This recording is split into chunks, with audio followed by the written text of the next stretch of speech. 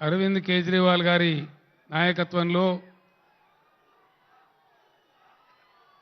రెండుసార్లు పార్లమెంట్ సభ్యునిగా గెలవడమే కాదు, ఒక చిన్న కుటుంబం నుంచి వచ్చి ఆమ్ ఆద్మీ పార్టీలో అంచెలంచెలుగా ఎదిగి కేజ్రీవాల్ గారి ఆశీస్సులతో నేడు పంజాబ్ రాష్ట్రానికి ముఖ్యమంత్రిగా ఉన్నటువంటి శ్రీ భగవంత్ సింగ్ మాన్ గారు ప్రసంగించవలసిందిగా నేను కోరుతూ ఉన్నాను.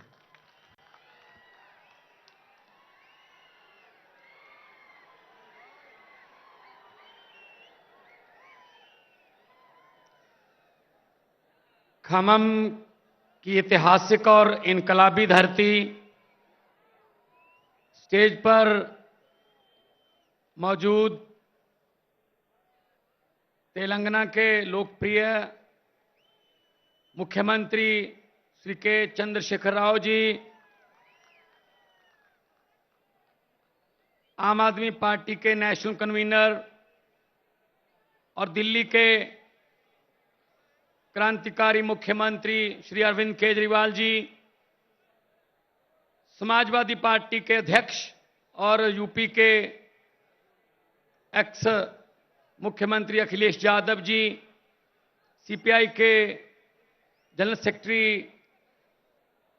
डी राजा जी और केरला के मुख्यमंत्री जो बोलकर चले गए हैं, और बाकी सभी बीआरएस पार्टी के नेतागण और ऑफिसर साहबान और इतनी भारी संख्या में यहां पर हमारा हौसला बढ़ाने के लिए आने के लिए शुक्रिया आपका। एक एक कदम हमारे सर माथे पर।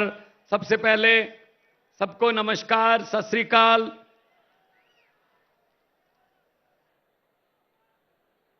आज एक बड़ा अच्छा प्रोग्राम देखा जिसमें लोगों की आंखों का चेकअप होता है। बहुत बड़े लेवल पर चश्मे बांटे जा रहे हैं और बहुत ही प्रभावशाली प्रोग्राम था जो देखने को मिला, बहुत कुछ सीखने को भी मिला। लेकिन मैं तेलंगाना के मुख्यमंत्री जी को कहूंगा कि अगर इतनी भीड़ हो तो इसके लिए भी कुछ स्पेशल चश्मे बनाएं ताकि देख सकें हम भी। वो दूर तक नजर जाती है तो लोग ही लोग नजर आ रहे हैं। ये आपका प्यार है। आपने घर से पहला कदम जब इस रैली की तरफ, इस फंक्शन की तरफ बढ़ाया, वो पहला कदम बदलाव का कदम था। आपका यहां पे आना इस बात का सबूत है कि आप देश को प्यार करते हैं। आपको चिंता है कि देश कहां जा रहा है। आपको इस बात का ज्ञान है कि देश नफरत की राजनीति को बर्दाश्त करने वाला नहीं है। यह देश एक गुलदस्ता है, अलग अलग रंगों के फूल हैं, लेकिन कुछ लोग चाहते हैं कि गुलदस्ते में सिर्फ एक ही रंग के फूल हों। यह हो नहीं सकता, यह हो नहीं सकता। जिस गुलदस्ते में सिर्फ एक ही रंग के फूल हों उसको ज्यादा देर देखा नहीं जाता। असल में फूलों की रंग की जो विभिन्नता है वही उसको गुलदस्ता बनाती है। तो आज देश क्या मांग रहा है? देश मांग रहा है रोजगार। Youngest country on the earth India, Bharat, लेकिन युवा बेरोजगार हैं। इन्होंने वादा किया था 2 करोड़ रोजगार हर साल पैदा करने का, वो भी जुमला निकला। इन्होंने वादा किया था किसानों की आमदनी दुगनी करने का, जुमला निकला। इन्होंने कहा था बहुत हुई महंगाई की मार, जुमला। इन्होंने कहा था 15 लाख हर घर के खाते में आ जाएगा, जुमला। तो भारतीय जुमला पार्टी बीजेपी जो है वो देश को मिसलीड कर रही है। वो हर चीज हथियाना चाहते हैं।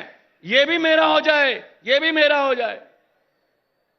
जिस राज्य में जीतते नहीं है लोगों द्वारा, वहां पे बाई इलेक्शन द्वारा जीत जाते हैं, इस्तीफा दिलवा लो, खरीद लो बंदे, एमएलए खरीद लो।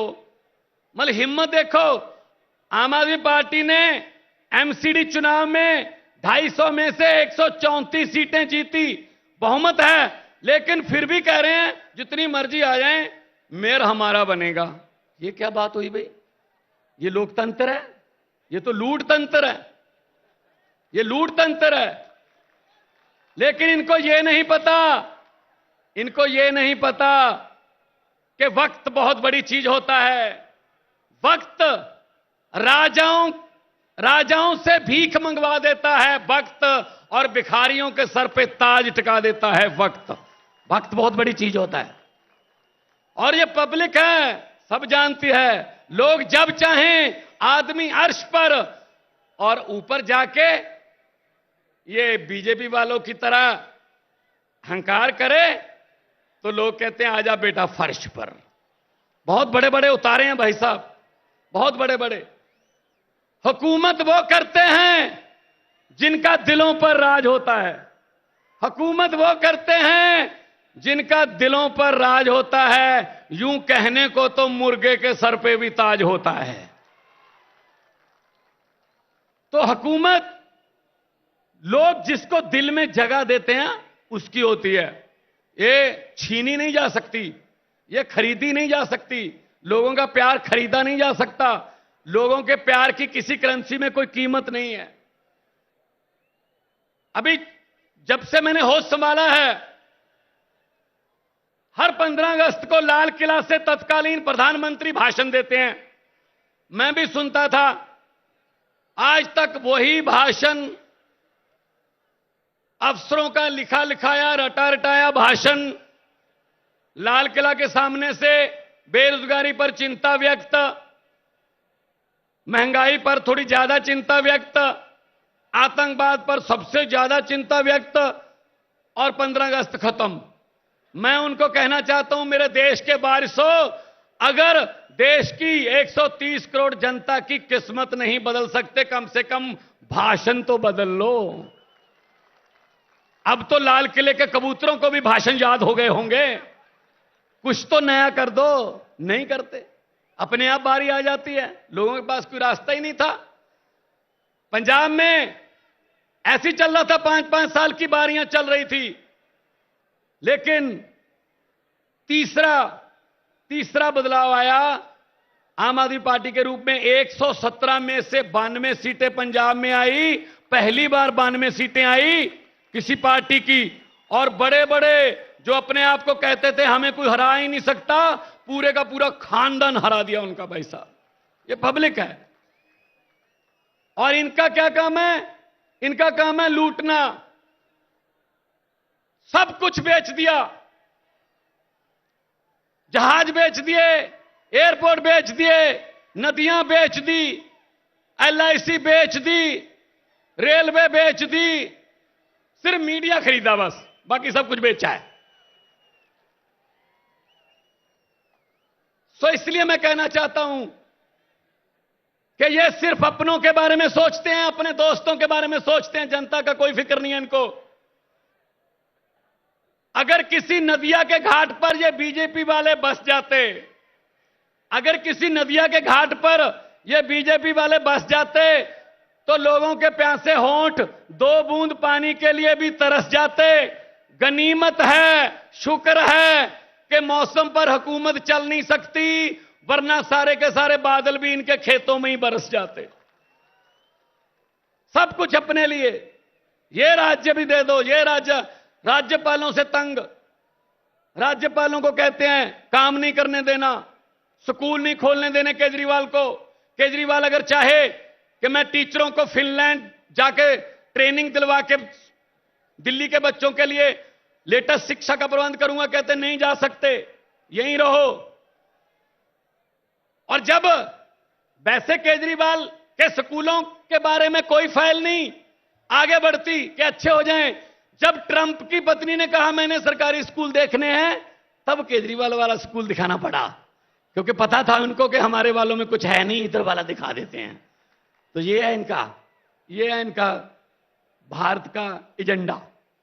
सो मैं यही कह रहा हूं, काम हो सकता है अगर नीयत अच्छी हो।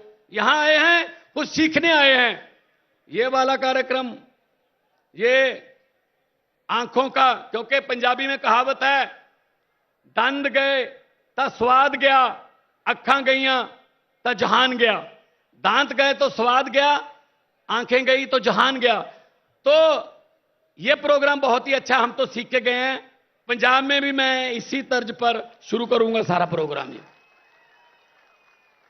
अच्छी चीज कहीं से भी सीखी जा सकती है, अच्छी चीज कहीं से भी सीख लो। ये नॉलेज शेयरिंग का जमाना है, स्टार्टअप का जमाना है, दुनिया गांव बन गई है, कहीं से भी कुछ भी सीख लो। तो मैं तो आज आपको ये कहने के लिए आया हूं और बधाई भी देने आया हूं आपके मुख्यमंत्री जी को, जिन्होंने संघर्ष किया और तेलंगाना के लिए संघर्ष किया, और तेलंगाना देश में चमक रहा है। और देश, क्योंकि देश जो है वो रंग बिरंगे फूलों का देश है। मैंने पार्लियामेंट में बोला था, ये कह रहे थे, डिबेट चल रही थी, 2-2 घंटे के भाषण दे रहे थे ये बीजेपी वाले, इस समाज को ये, इस समाज को ये बरादरी, ये समाज।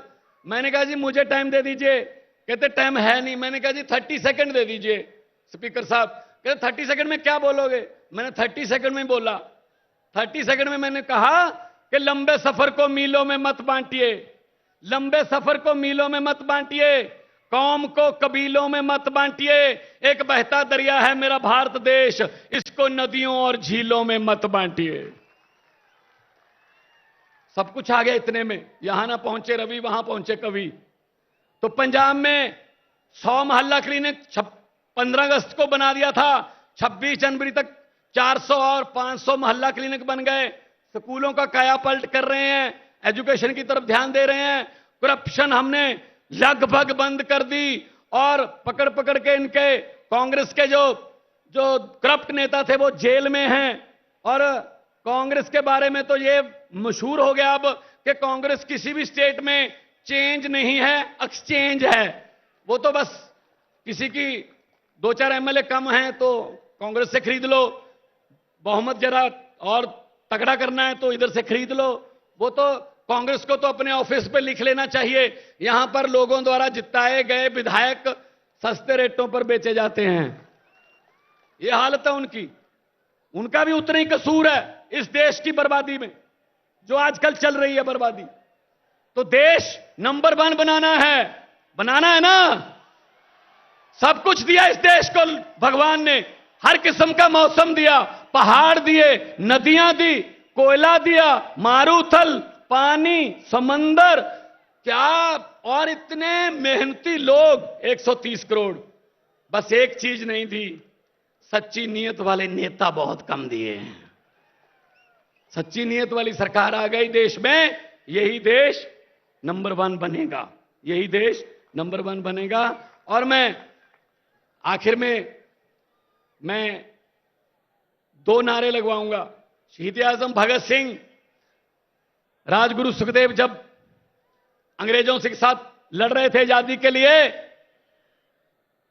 तब वो नारा लगाते थे, और उस नारे से अंग्रेजों की महलों की खिड़कियां कांप जाती थी। दोनों हाथ ऊपर करके नारा लगाना है, उनकी आत्मा को भी सुकून मिलेगा। चलो हैं अभी खमम में लोग जिन्होंने हमारा इनकलाब का नारा दिया, बुझने नहीं दिया। इस दिए में चाहे हमें तेल की जगह अपना खून डालना पड़े, लेकिन इनकलाब का दिया बुझने नहीं देना। दोनों हाथ ऊपर उठाकर इनकलाब, इनकलाब। लोगों को अक्सर कहते सुना है, जिंदा रहे तो फिर मिलेंगे। लोगों को अक्सर कहते सुना है, जिंदा रहे तो फिर मिलेंगे, लेकिन इस पंजाबी दिल ने कहा है, मिलते रहे तो जिंदा रहेंगे।